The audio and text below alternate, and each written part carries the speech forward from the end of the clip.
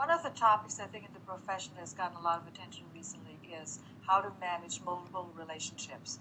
And I think there's been a lot of lawsuits, a lot of ethical sanctions within the profession because people have mismanaged these relationships. The codes of ethics of most professions, like social work, counseling, psychology, marriage and family therapy, don't come outright and say, thou shalt not have dual relationships. I think they've taken a little bit more moderate stance. It's more like they're discouraged, and I think the tone is more like, if they're avoidable, then attempt to avoid them.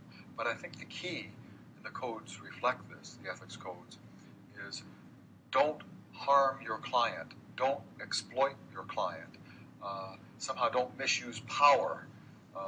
That's the key, not so much don't have a multiple relationship, because as we'll find out today, I just think there's so many times where we must play more than one role professionally with a client. The key again is, what is the result of that relationship to the client? What are the consequences of that relationship to the client? So that should always be in our mind about that. So I think the crux here is that supervisors or professors who train and teach, counselors, helping professionals, and therapists don't misuse the power.